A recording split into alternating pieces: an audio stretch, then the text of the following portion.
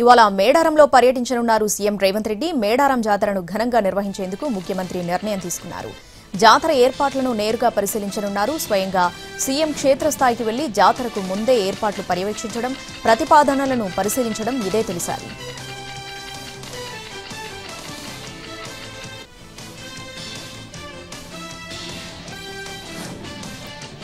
ఇవాళ 4వ రోజు ఏపీ అసెంబ్లీ సమావేశాలు జరగనున్నాయి. క్వశ్చన్ అవర్తో సభ ప్రారంభం కానుంది. లా అండ్ ఆర్డర్పై ప్రత్యేకంగా చర్చించనున్నారు. సోషల్ మీడియాలో అసత్య ప్రచారాలకు సంబంధించిన చర్చ జరగనుంది.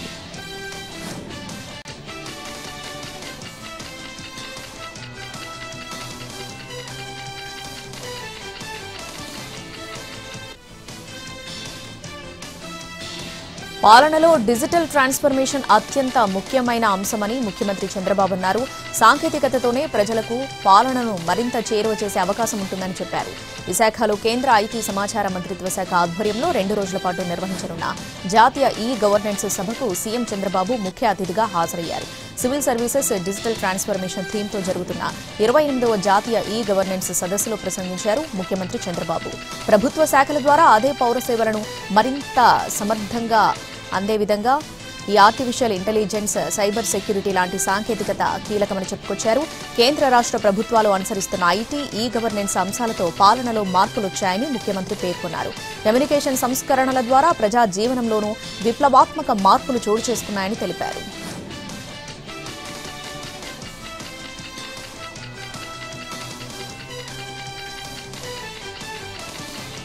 రైతులు యూరియాను మోతాదుకు మించి వినియోగిస్తున్నారని అన్నారు సీఎం చంద్రబాబు. ఎరువుల వినియోగం తగ్గిస్తే పీఎం ప్రణామ్ కింద నిధులిస్తామని కేంద్రం చెప్పిందన్నారు.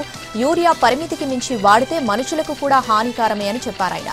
యూరియా వల్ల ప్రజా ఆరోగ్యం, పంట ఆరోగ్యంపైన తీవ్ర ప్రభావం పడుతుందన్నారు. బాధ్యత లేని నాయకులు ఎరువులు ఇవ్వలేదని వారిని రెచ్చగొట్టే ప్రయత్నం చేస్తున్నారన్నారు.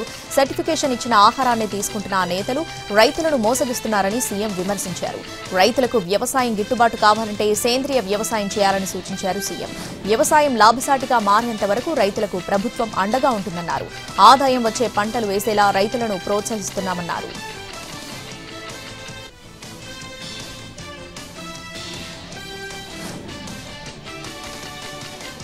Telangana rising core urban region పరిధిలో వీధుల ఆధునీకరణ, సుందరీకరణ చేపట్టాలని సీఎం రేవంత్ రెడ్డి అధికారులను ఆదేశించారు. ఈ పరిధిలోని పబ్లిక్ టాయిలెట్స్ నిర్వహణకు ప్రత్యేక వ్యవస్థను ఏర్పాటు చేయాలని, విద్యుత్ సబ్స్టేషన్ల అప్గ్రేడేషన్తో పాటు విచ్చలవిడిగా ఉన్న ట్రాన్స్ఫార్మర్లను స్ట్రీమ్లైన్ చేసి రీలొకేట్ చేయాలని సూచించారు. అనుమతుల విషయంలో వివిధ విభాగాల మధ్య సమన్వయం ఉండేలా చూసుకోవాలని, మంచినీటి, మురుగునీటి వ్యవస్థపై నిర్వహణ ఉండేలా చర్యలు తీసుకోవాలన్నారు.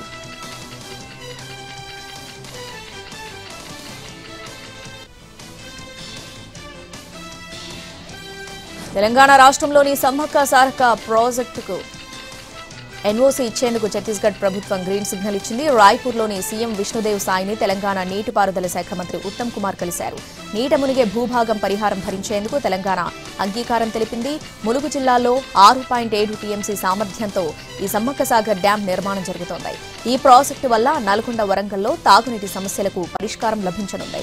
రామప్ప పాకాల లింక్ కెనాల్ కింద కొత్తగా 12,146 ఎకరాలకు నీరందుతుంది.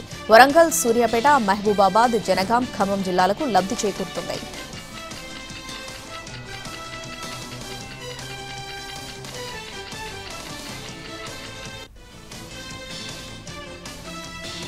తెలంగాణ భవన్ కాదు జనతా గ్యారేజ్ అన్నారు కేటీఆర్. తెలంగాణ భవన్లో RRR బాధితులతో సమావేశమయ్యారు. పార్టీ పరంగా అండగా ఉంటామని చెప్పారు. భవన్లో లీగల్ టీం ఉంటుందని, ఎవరికి ఏ సమస్య ఉన్నా వారికి చెప్పుకోవచ్చని సూచించారు కేటీఆర్.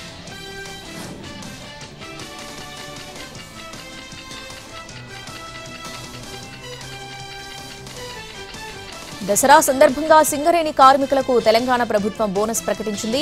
లాభాల్లో 34% కార్మికులకు పంచాలని నిర్ణయించినట్టు CM Revanth Reddy, deputy CM Bhatti Vikramarka తెలిపారు. ఒక్కో కార్మికుడికి బోనస్ గా 1,95,610 రూపాయలు ఇవ్వనున్నట్టు చెప్పారు. కాంట్రాక్టు కార్మికులకు బోనస్ చెల్లిస్తామన్నారు. కాంట్రాక్టు కార్మికులకు బోనస్ ఇవ్వడం దేశ చరిత్రలోనే తొలిసారని చెప్పారు. సింగరేణి సంస్థలోని 41,000 మంది శాశ్వత ఉద్యోగులకు 819 కోట్ల రూపాయల బోనస్ పంపిణీ చేయనున్నారు. 30,000 మంది కాంట్రాక్టు ఉద్యోగులకు 5,500 చొప్పున బోనస్ ప్రకటించారు. కోల్ ఇండియా నుంచి వచ్చే బోనస్ ను దీవాళీకి పంపిణీ చేస్తాం అని అన్నారు.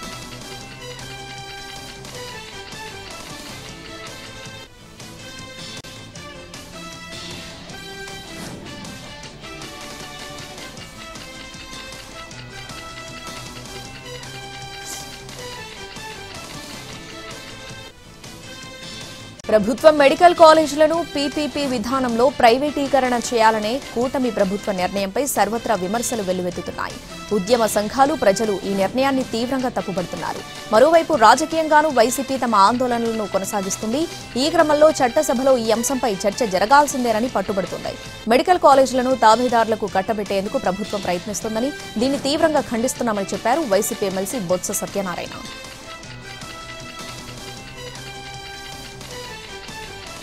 సింగరేణి సంస్థను భారీగా విస్తరింపజేయాలని చూస్తున్నామని డిప్యూటీ సీఎం భట్టి అన్నారు. దేశంలో, ప్రపంచంలో క్రిటికల్ మినరల్స్ కు భారీ డిమాండ్ ఉందన్నారు. అందుకే సింగరేణి కాలరీస్ ను క్రిటికల్ మినరల్స్ మైనింగ్ లోనూ విస్తరింపజేయాలని చూస్తున్నామని తెలిపారు.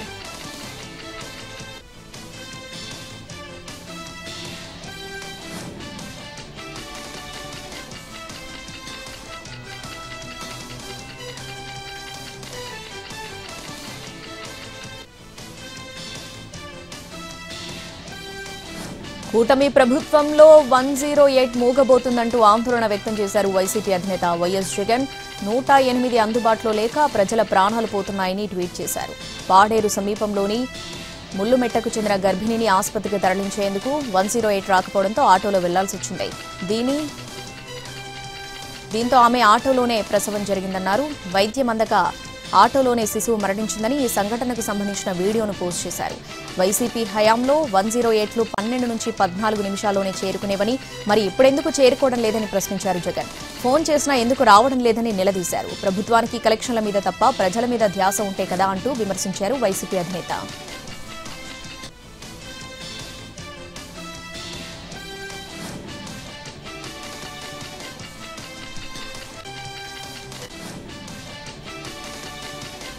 కేటీఆర్ పేరు ప్రస్తావించకుండానే ఎక్స్ వేదికగా సంచలన ఆరోపణలు చేశారు బండి సంజయ్.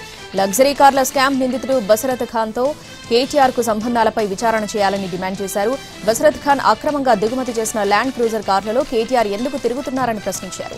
ఆ కార్లు కేసీఆర్ కుటుంబానికి సంబంధించిన కంపెనీల పేర్లతో ఎందుకు రిజిస్టర్ అయ్యాయని, వాటికి మార్కెట్ ధర చెల్లించారా లేక తక్కువ చూపించుకున్నారా అని నిలదీశారు బండి. లేదంటే బినామీ పేర్లతో చెల్లింపులు చేశారా లేక మనీ లాండరింగ్ ద్వారా జరిగిందా అన్నది విచారణలో తేల్చాలన్నారు. ఈ స్కామ్ లో కేసీఆర్ కుటుంబం నేరుగా ప్రయోజనం పొందిందని, వాస్తవాలు బయటకు రావాలంటే సంబంధిత శాఖలు విచారణ చేపట్టాలని డిమాండ్ చేశారు బండి సంజయ్.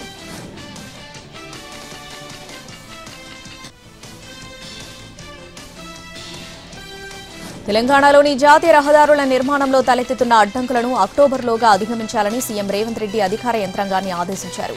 రోడ్లకు అవసరమైన భూసేకరణ, పరిహారం పంపిణీలో జాప్యం ఎందుకు జరుగుతోందని కలెక్టర్లను ప్రశ్నించారు. ఈ విషయంలో అలసత్వం చూపే కలెక్టర్లు, ఆర్టీఓలు, తహసీల్దార్లపై వేటు వేస్తామని హెచ్చరించారు.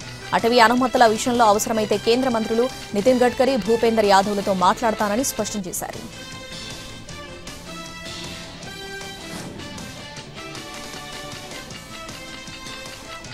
ఖమ్మం జిల్లా ముదిగొండ మండలంలో డిప్యూటీ సీఎం మల్లు భట్టి విక్రమార్క పర్యటించారు. మండలంలోని పలు గ్రామాలలో పలు అభివృద్ధి పనులకు శంకుస్థాపన చేశారు. వివిధ పార్టీల నుంచి ఆయన సమక్షంలో కాంగ్రెస్ లో చేరారు. ఇందిరమ్మ ప్రభుత్వ అభివృద్ధిని చూసి నియోజకవర్గంలోనే కాదు రాష్ట్రంలోని అన్ని పార్టీల నుంచి కాంగ్రెస్ పార్టీ వైపు చూస్తున్నారని డిప్యూటీ సీఎం చెప్పారు. 10 ఏళ్ల పాలనలో నియోజకవర్గంలో ఎమ్మెల్యేగా ఉండి కూడా ఎటువంటి అభివృద్ధి చేయలేకపోయారని వాపోయారు. వారు చేసిన అప్పులు కట్టలేక నానా అవస్థలు పడుతూ ప్రతి నెల వడ్డీ చెల్లించుకుంటూ వస్తున్నామని చెప్పారు. గత ప్రభుత్వం కట్టిన కాళేశ్వరం ప్రాజెక్టు కుంగిపోయింది. బీఆర్ఎస్ ప్రభుత్వాన్ని 7 లక్షల కోట్లు ఏం చేశారని ప్రశ్నిస్తే వారి దగ్గర సమాధానం లేదన్నారు డిప్యూటీ సీఎం భట్టి.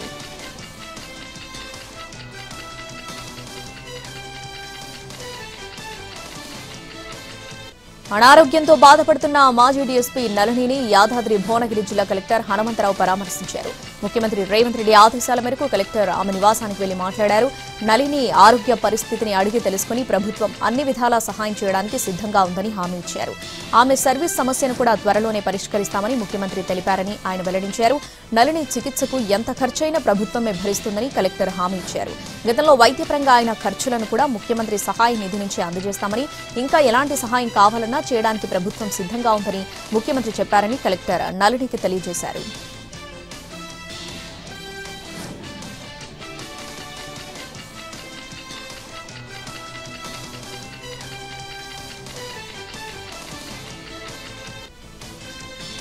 యాదాద్రి జిల్లా చౌటుప్పల్ మండలం పంతంగి టోల్ ప్లాజా అధికారులు వాహనాల రుసుములో ముందంజ, వసతులు కల్పించడంలో వెనుకంజ అని ఎన్టీవీలో వచ్చిన కథనానికి ఎన్హెచ్ఏఐ అధికారులు స్పందించారు.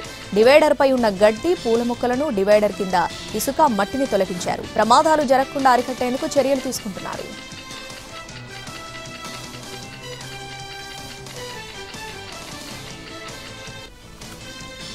మావోయిస్టు పార్టీ ఆవిర్భావ వారోత్సవాల సందర్భంగా తెలంగాణ, ఛత్తీస్గఢ్ రాష్ట్రాల సరిహద్దు ప్రాంతమైన భద్రాచలం ఏజెన్సీలో రెడ్ అలర్ట్ ప్రకటించారు. మావోయిస్టులు ఎటువంటి హింసాత్మక ఘటనలకు పాల్పడకుండా పోలీసులు కట్టుదిట్టమైన భద్రతా చర్యలు చేపట్టారు. వారం రోజుల పాటు మావోయిస్టు పార్టీ ఆవిర్భావ వారోత్సవాలు జరగనున్నాయి. మావోయిస్టులు తమ ఉనికిని చాటుకోవడానికి ఖచ్చితంగా ఏదో ఒక ఘటనకు పాల్పడతారని పోలీసులు భావిస్తున్నారు. అలాంటివి జరగకుండా పోలీసులు భద్రత ఏర్పాటు చేశారు.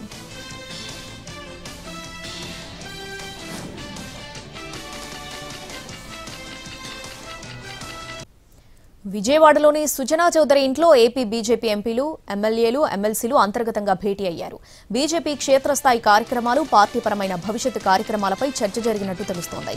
ఏపీ బీజేపీ అధ్యక్షుడు మాధవ్ సమక్షంలో మీటింగ్ జరిగింది. గంటపాటు జరిగిన మీటింగ్లో అసెంబ్లీలో ఏ వాయిస్ వినిపించాలనే దానిపై చర్చ జరిగింది.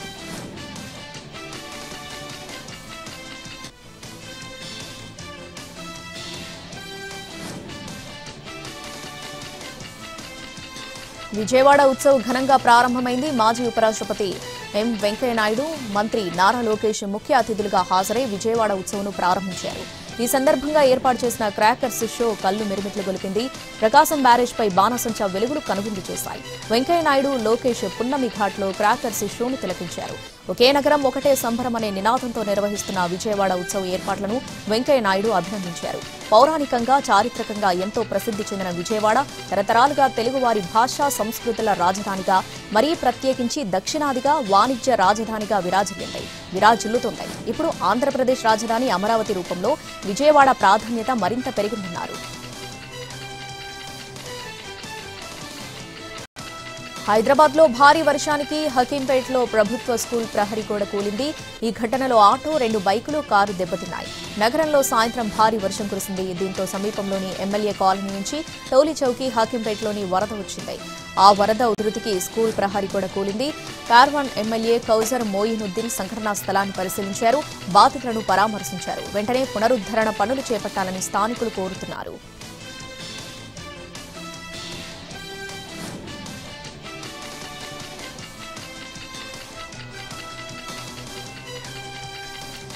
అల్పపీడనం ప్రభావంతో హైదరాబాద్లో పలుచోట్ల భారీ వర్షం కురిసింది. Banjara hills, Jubilee hills, Ameerpet, Khairatabad, LB Nagar, Peddamberpet తదితర ప్రాంతాల్లో కురిసిన వర్షానికి రహదారులపై నీరు నిలిచింది. ఖైరతాబాద్ రాజ్ భవన్ రోడ్డులో మోకాలి లోతు నీరు నిలిచిపోవడంతో వాహనాల రాకపోకలకు అంతరాయం ఏర్పడింది. అమీర్పేట్, పంజాగుట్ట, ఖైరతాబాద్ ప్రాంతాల్లో ట్రాఫిక్ జామ్ అయింది. వరద నీరు నిలిచిన ప్రాంతాల్లో హైడ్రా, జీహెచ్ఎంసీ సిబ్బంది సహాయక చర్యలు చేపట్టారు.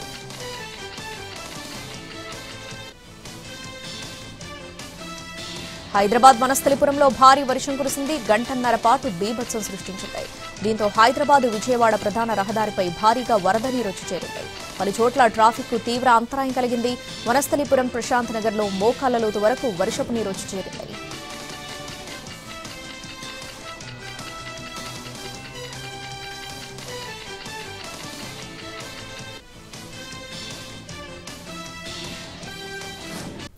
నవరాత్రి మొదటి రోజు ప్రధాని నరేంద్ర మోడీ దేశ ప్రజలకు బహిరంగ లేఖను రాశారు. ఈ లేఖలో ఆయన దేశ ప్రజలందరికీ స్వదేశీ ఉత్పత్తులను ప్రోత్సహించాలని సూచించారు. దుకాణదారులు అందరూ భారతదేశంలో తయారు చేసిన ఉత్పత్తులను విక్రయించాలని విజ్ఞప్తి చేశారు.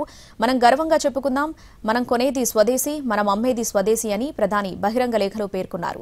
దేశంలో నూతన జీఎస్టీ సంస్కరణలు అమల్లోకి రావడంతో తగ్గిన జీఎస్టీ రేట్లు 375 వస్తువులపై వర్తిస్తాయని పేర్కొన్నారు. ఆటోమొబైల్స్ నుంచి రోజువారీ వినియోగ వస్తువుల వరకు ఈ జీఎస్టీ తగ్గింపు జరిగిందని తెలిపారు.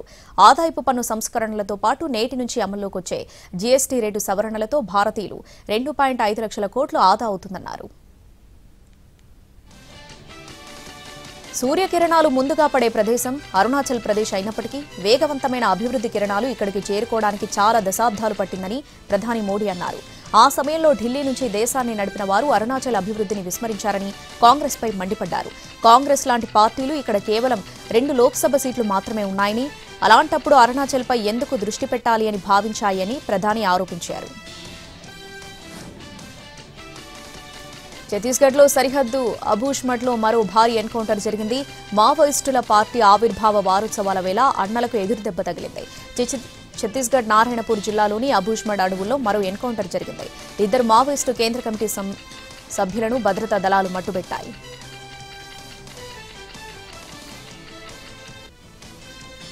ఛత్తీస్గఢ్లో జరిగిన భారీ ఎన్కౌంటర్పై ఎక్స్లో పోస్ట్ చేశారు కేంద్ర హోంమంత్రి అమిత్ షా. భద్రతా దళాలు మరో పెద్ద విజయాన్ని సాధించాయని కామెంట్ చేశారు. క్రమ పద్ధతిలో మావోయిస్టు నాయకత్వాన్ని నిర్వీర్యం చేస్తున్నామని చెప్పారు అమిత్ షా. టాప్ నేతలందరినీ మట్టుబెట్టామని పోస్టులో పేర్కొన్నారు. అహ్మదాబాద్ ఎయిర్ ఇండియా విమాన ప్రమాదానికి సంబంధించిన ప్రాథమిక నివేదికపై సుప్రీంకోర్టు కీలక వ్యాఖ్యలు చేసింది. పైలట్ల పనితీరులో లోపాలున్నట్లు aircraft accident investigation bureau ప్రాథమిక నివేదికను అత్యున్నత న్యాయస్థానం పరిగణలోకి తీసుకుంది. ఈ నివేదికపై ఊహాజనిత కథనాలు దురదృష్టకరమని, అది బాధ్యతారాహిత్యమేనని పేర్కొంది. ఈ ప్రమాదంపై స్వతంత్ర దర్యాప్తు కోరుతూ దాఖలైన పిటిషన్లపై స్పందన తెలియజేయాలంటూ కేంద్రం, directorate general of civil aviation, aircraft accident investigation బ్యూరోకు నోటీసులు ఇచ్చింది. పాకిస్తాన్ ఆక్రమిత కశ్మీర్ను స్వాధీనం చేసుకునేందుకు యుద్ధం చేయాల్సిన అవసరం లేదని, అది తనంతట తానుగానే భారత్లో విలీనమవుతుందని కేంద్ర రక్షణ మంత్రి రాజ్నాథ్ సింగ్ ధీమా వ్యక్తం చేశారు. పీఓకేలో పరిస్థితులు మారుతున్నాయని, అక్కడి ప్రజలే పాకిస్తాన్ పాలన నుంచి విముక్తి కోరుకుంటున్నారని ఆయన స్పష్టం చేశారు. మొరాకో పర్యటనలో ఉన్న ఆయన అక్కడి భారతీయ సమాజాన్ని ఉద్దేశించి ప్రసంగిస్తూ ఈ కీలక వ్యాఖ్యలు చేశారు. కర్ణాటక ముఖ్యమంత్రి సిద్దరామయ్య మరోసారి సహనం కోల్పోయారు. వేదికపై నుంచే కొందరు ఆడియన్స్ పై ఆయన ఆగ్రహం వ్యక్తం చేశారు. కొద్దిసేపు కూర్చోలేరా, కూర్చోండి, ఆ మాత్రం దానికి ఇంట్లోనే ఉండక ఎందుకు వచ్చినట్టు అంటూ మండిపడ్డారు. వాళ్లను వెళ్లనీయకండి అని పోలీసులను సైతం ఆదేశించారు. మైసూరు దసరా వేడుకల ప్రారంభోత్సవం సందర్భంగా వేదికపై నుంచి ప్రసంగిస్తున్న సందర్భంలో కొందరు ఆడియన్స్ వెళ్లిపోయేందుకు సిద్ధపడినప్పుడు సీఎం ఆగ్రహం కట్టలు తెంచుకుంది. కొద్దిసేపు కూర్చోలేరా, కూర్చోండి, ఏమిటిది, ఒకసారి చెబితే మీకు అర్థం కాదా, అలాంటప్పుడు ఇక్కడికి ఎందుకు వచ్చారు, ఇంట్లోనే ఉండిపోవాల్సింది అని వేదికపై నుంచి సీఎం కన్నడలో అనడం కనిపించింది. ఆప్ అధినేత అరవింద్ కేజ్రీవాల్ పై ఢిల్లీ సీఎం రేఖా గుప్తా వ్యంగ్యస్త్రాలు విసిరారు. తన రీల్స్ చూడటం ఆపేయాలని చురకలంటించారు. రేఖా గుప్తా మాట్లాడుతున్నట్టుగా ఉన్న ఒక వీడియోను ఆదివారం అరవింద్ కేజ్రీవాల్ షేర్ చేశారు. ఈవీఎంలలో అవకతవకలు జరిగాయంటూ కాంగ్రెస్ చేసిన ఆరోపణలపై ఆమె మాట్లాడుతున్నట్టుగా అందులో ఉంది. 70 ఏళ్ల పాటు కాంగ్రెస్ ఎన్నికల్లో అవకతవకలకు పాల్పడినంత కాలం అంతా బాగానే ఉంది. గుజరాత్లోని పోర్బందర్ తీరంలో తీవ్ర కలకలం రేగింది. జెట్టి వద్ద నిలిపి ఉంచిన ఓ భారీ సరుకు రవాణా నౌక అగ్నికి ఆహుతైంది. మంటలు వేగంగా వ్యాపించి నౌక మొత్తాన్ని చుట్టుముట్టడంతో పరిస్థితి అదుపు తప్పింది. తీరంలో పెను ప్రమాదం జరగకుండా నివారించేందుకు అధికారులు మండుతున్న నౌకను సముద్రంలోకి నెట్టివేశారు.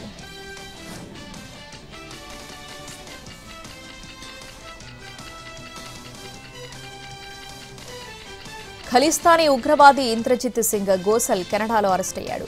సిక్స్ ఫర్ జస్టిస్ అనే వేర్పాటువాద సంస్థ వ్యవస్థాపకుల్లో ఒకడైన గుర్పత్వంత్ సింగ్ పన్నుకు అతడు సన్నిహితుడు. 2023 నుంచి గోసల్ కెనడాలో ఎస్ఎఫ్జే కార్యకలాపాలు చూసుకుంటున్నాడు.